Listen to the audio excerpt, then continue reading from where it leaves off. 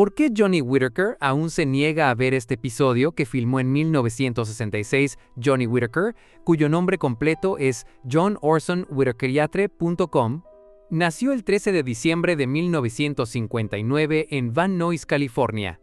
El quinto de 8 hijos de Thelma y John Oeste Bunto Whittaker, padre desde una edad temprana.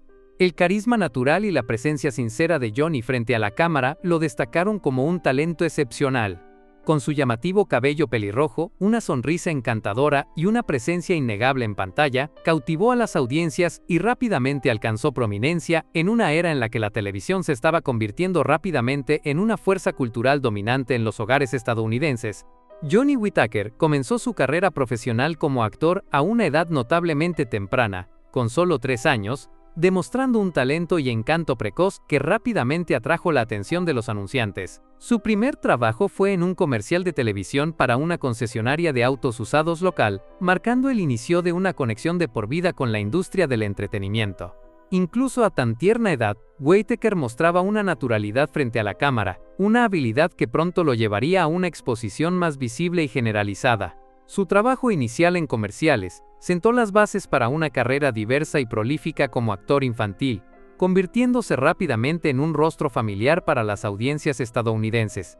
A medida que crecía su perfil, Whittaker comenzó a aparecer en anuncios televisivos nacionales para Mattel Toy Makers, una de las principales compañías de juguetes de la época. Fue especialmente recordado por sus entrañables interpretaciones en comerciales para la línea de juguetes Animal Jackers de Mattel, dando voz a personajes como Larry el león y Crackers el loro. Estos juguetes eran interactivos y animados, diseñados para hablar al jalar un cordón. Una novedad en ese momento, y la entrega animada y entusiasta de Whittaker, hacía que los juguetes fueran aún más atractivos para los niños. Su trabajo de voz y sus manierismos expresivos en estos comerciales fueron fundamentales para el éxito de la línea Animal Jackers, ayudando a establecerlo como uno de los rostros infantiles más reconocibles en la televisión. Para 1965, la incipiente carrera de Whittaker había pasado de los comerciales al drama televisivo. Ese año, obtuvo el papel del joven Scotty Baldwin en la telenovela diurna Hospital General. Su interpretación del personaje, que se convertiría en una parte duradera de la narrativa de la telenovela, fue notable por su rango emocional y credibilidad. Este papel permitió a Whittaker demostrar sus habilidades actorales en un contexto más dramático, mostrando su capacidad para transmitir emociones complejas y mantenerse firme entre actores adultos experimentados. La carrera de Whittaker alcanzó otro hito en 1966, cuando fue elegido para una película importante de Hollywood. Los rusos están llegando. Los rusos están llegando. La película, una comedia de la era de la Guerra Fría, que se burlaba suavemente de la paranoia estadounidense y los estereotipos rusos. Estaba protagonizada por Brian Kidd, Carl Reiner y Alan Arkin. El papel de Whittaker no era grande, pero su interpretación dejó una impresión, especialmente en su coprotagonista Brian Kidd.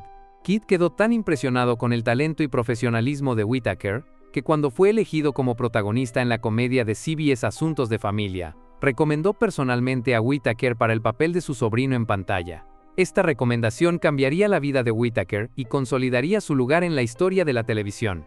Asuntos de Familia, que se emitió de 1966 a 1971. Pacey se convirtió en un referente cultural de su época, y la interpretación de Whittaker como Cody Davis fue central para la popularidad del programa. La serie narraba la historia de un soltero sofisticado, el tío Bill Davis, interpretado por Brian Case, que de repente se encuentra como tutor de 3 niños huérfanos. Whittaker interpretó a Jody, uno de los hermanos gemelos, junto con Anissa Jones, quien interpretaba a Buffy, y Katie Garber como la hermana mayor Sissy. Los niños vivían con su tío en un lujoso apartamento en Manhattan, junto con el señor French, interpretado por Sebastian Cabot, un mayordomo inglés educado y de buen corazón, que añadía encanto y estabilidad a la familia poco convencional. Curiosamente, Jody y Buffy fueron originalmente escritos para tener edades diferentes, pero los productores quedaron tan cautivados por la química entre Winter y Jones, que se veían adorables juntos, que reescribieron a los personajes como gemelos. La calidez, el humor y la capacidad de Whittaker para transmitir vulnerabilidad hicieron de Jody uno de los personajes infantiles más queridos de la televisión mientras trabajaba en Asuntos de Familia. Whittaker también continuó asumiendo otros papeles, demostrando su versatilidad como actor. En 1968, participó como invitado en la legendaria serie Western Bonanza, en un episodio conmovedor titulado Un sueño para soñar, escrito por la estrella de la serie, Michael Landon. El episodio, que también contó con la aclamada actriz Julie Harris, permitió a Whittaker mostrar un lado más profundo y emocional de su repertorio actoral, interpretando a un niño en una historia que abordaba temas de esperanza e imaginación en medio de dificultades. En 1969, durante los periodos de descanso de Asuntos de Familia, Whittaker protagonizó la producción de Hallmark Hall of Fame, El ángel más pequeño, un especial de televisión conmovedor basado en una popular historia infantil. Interpretó al ángel titular, un papel que requería tanto un sentido del humor como profundidad emocional. Compartió pantalla con actores reconocidos como Fred Winnie y Tony Randall, manteniéndose firme en un elenco de intérpretes veteranos. Ese mismo año también apareció en un episodio de la longeva serie Western el Virginiano, mostrando nuevamente su capacidad para adaptarse a diferentes géneros y tonos. La versatilidad de Whittaker se extendió a la fantasía y la comedia también. En 1969, apareció en Hechizada, la exitosa comedia mágica protagonizada por Elizabeth Montery, en un episodio titulado Samantha y el frijol mágico. Interpretó a Jack, una versión moderna del personaje del cuento de hadas clásico.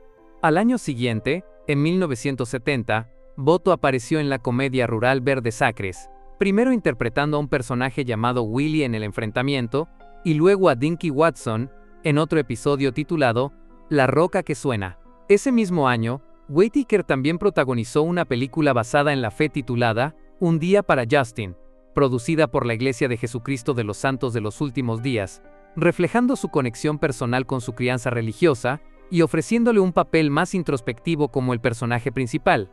Tras el final de Asuntos de Familia, Whittaker continuó encontrando trabajo en televisión y cine. En 1971, Pat Casson apareció en un memorable episodio de 2 partes de Humo de Pólvora, consolidando aún más su reputación como un actor joven capaz y experimentado. En 1973, vació a la televisión matutina de los sábados con un papel principal en Sigmund y los monstruos marinos, una producción de Sid y Marty Krofft. Whittaker interpretó a Johnny, un niño que se hace amigo de una criatura marina incomprendida llamada Sigmund. El programa caprichoso y fantástico se convirtió en un éxito entre los niños con la personalidad amigable y accesible de Whittaker, siendo un factor clave en su éxito. Sus coprotagonistas incluyeron a Billy Barty, un legendario actor de carácter, y Scott Senn. Durante los primeros años de la década de 1970, Whittaker también apareció en varias películas, particularmente con los estudios Walt Disney. Coprotagonizó Expreso Bola de Nieve, 1972, una comedia física sobre una familia que hereda un hotel en mal estado. El comedor de galletas, 1972, una conmovedora historia sobre un niño y su perro, y Napoleón y Samantha, 1972, donde compartió pantalla con la futura superestrella Jodie Foster en su debut cinematográfico. Estos papeles ampliaron aún más su base de fans y demostraron su capacidad para llevar escenas tanto cómicas como dramáticas. En 1973, logró uno de sus papeles más icónicos, interpretando al personaje principal en Tom Sawyer, una adaptación musical de la novela clásica de Mark Twain. Su interpretación del niño travieso, pero de buen corazón, fue ampliamente elogiada y sigue siendo una de las actuaciones más queridas de su carrera. A medida que Whittaker crecía, comenzó a alejarse del centro de atención, pasando a roles detrás de escena. En una entrevista posterior con Tom Snyder en The Late Late Show, Whittaker reveló que una vez trabajó como consultor informático para CBS, mostrando su adaptabilidad e intelecto más allá de la actuación. También se involucró en el lado gerencial del negocio del entretenimiento, uniéndose a la agencia de talentos de su hermana Ware Entertainment. A través de esta empresa trabajó como gerente de talentos, e incluso manejó a la exestrella infantil Dana Plato, conocida por su papel en Blanco y Negro.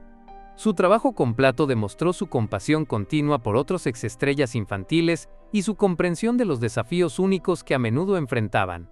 En 1999, Whittaker fue honrado con el premio al logro de toda una vida como exestrella infantil en los 20º Premios de la Juventud y el Cine. Este reconocimiento fue un testimonio de su legado duradero y el impacto que tuvo en generaciones de espectadores. No solo reconoció sus logros actorales, sino también su gracia al navegar la difícil transición de estrella infantil a profesional adulto. En 2012 regresó al entretenimiento en un nuevo formato al coproducir y copresentar un programa de radio titulado El Show de Dr. Sot y Johnny. Aunque fue de corta duración, el programa permitió a Whittaker conectarse con los fans en un entorno más casual y personal, mostrando su calidez, humor y perspectiva sobre Hollywood. Al año siguiente, en 2013, Whittaker regresó al escenario apareciendo en la producción de la Judson Theatre Company de Matar a un Ruiz. Señor interpretó el papel cameo del juez Taylor en esta aclamada adaptación de la novela clásica de Harper Lee. La aparición marcó un regreso a sus raíces actorales y demostró su pasión continua por actuar.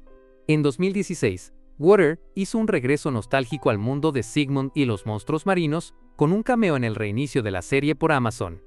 En el episodio de estreno interpretó a Zack, un dueño de bote gruñón, que proporcionaba un contrapunto humorístico al peculiar personaje del Capitán Barnabas, interpretado por David Arquette.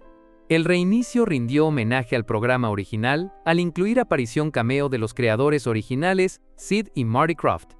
También para los fans de toda la vida, el regreso de Whittaker al mundo de Sigmund fue un recordatorio conmovedor del encanto e inocencia que definieron su trabajo temprano. Han pasado décadas desde que Asuntos de Familia se emitió por primera vez, pero para Johnny Whittaker, quien interpretó al querido y curioso Jody Davis en la clásica comedia, los ecos emocionales de un episodio particular de 1966 aún persisten hasta el día de hoy. Whittaker se ha negado firmemente a volver a ver ese episodio específico, y sus razones van mucho más allá de una simple incomodidad o crítica artística. Ese episodio, a menudo recordado por los fans de toda la vida por su temática inusualmente pesada y tono conmovedor, marcó un punto de inflexión no solo en la narrativa del programa, sino también en la vida personal de Johnny como joven actor, navegando la fama, el dolor y la madurez emocional frente a una audiencia nacional. En ese momento, Johnny tenía solo 6 años, una edad tierna para cualquier niño, mucho más para uno que de repente se encontraba bajo el brillante y a menudo implacable reflector de Hollywood. Aunque Asuntos de Familia era conocido por sus historias alegres y mensajes conmovedores, el episodio en cuestión, titulado Señora Basisley, ¿dónde estás?, estaba cargado emocionalmente y se centraba en la posible pérdida de un juguete querido, la icónica muñeca Señora Basley, simbolizando el intento desesperado de los niños por aferrarse a algo estable tras perder a sus padres. Aunque la historia pudo haber parecido trivial para los espectadores adultos, para Johnny tocó una fibra sensible. El episodio requería que transmitiera una tristeza intensa, miedo y vulnerabilidad, emociones que, según entrevistas posteriores, reflejaban sus propias ansiedades no expresadas como actor infantil, lidiando con la separación, la incertidumbre y la intensa presión de actuar.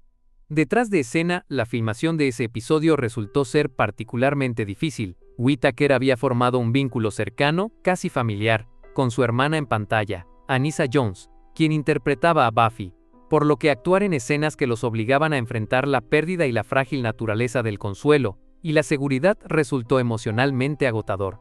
Los temas del episodio le recordaban de manera demasiado vívida las presiones y el costo emocional de crecer en la industria, donde las expectativas eran altas y los sentimientos privados a menudo se enterraban bajo ensayos y repeticiones. Según Whittaker, luchó con la intensidad emocional que exigía el guión. Aunque el director elogió su actuación, esta tuvo un costo de agotamiento emocional.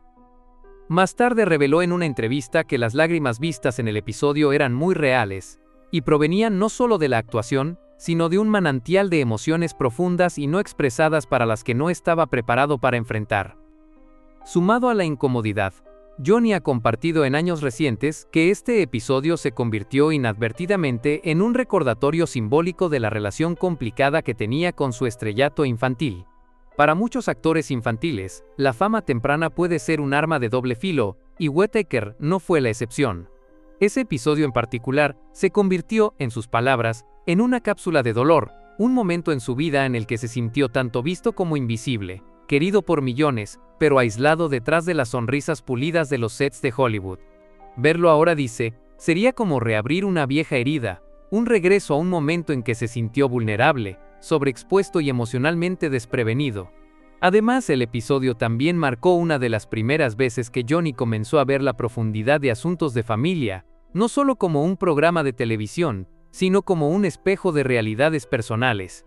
Los temas subyacentes del programa sobre la orfandad, la crianza sustituta y la resiliencia infantil a menudo reflejaban verdades no dichas en las vidas personales del elenco. Tras la trágica muerte de Anissa Jones en 1976, de recuerdos de su infancia compartida en el set se volvieron agridulces. Ese episodio en particular, que presentaba algunas de sus escenas más emocionalmente íntimas, se volvió aún más difícil de revisitar para Johnny. Ha confesado desde entonces que el episodio, aunque bellamente actuado, está para siempre ligado a la sensación de pérdida que sintió no solo en el guión, sino eventualmente en la vida real. Hasta el día de hoy, los fans a menudo le preguntan a Johnny si alguna vez ve repeticiones de Asuntos de Familia, aunque está feliz de celebrar el legado del programa y agradecido por el papel que jugó en moldear su carrera temprana, siempre pone un límite en ese episodio de 1966, no por vergüenza o arrepentimiento, sino porque para él es un capítulo que representa la cruda y sin filtros realidad de la vulnerabilidad infantil, algo que vivió en tiempo real, no solo en pantalla, en una carrera que abarca décadas, llena de altibajos y La negativa de Johnny Whicher a ver ese episodio no es una señal de debilidad, sino un poderoso acto de autoconciencia emocional. Es un testimonio de las complejidades de ser una estrella infantil, y un recordatorio conmovedor de que a veces las historias más difíciles no son las que se escriben en los guiones, sino las que llevamos silenciosamente en nuestros recuerdos.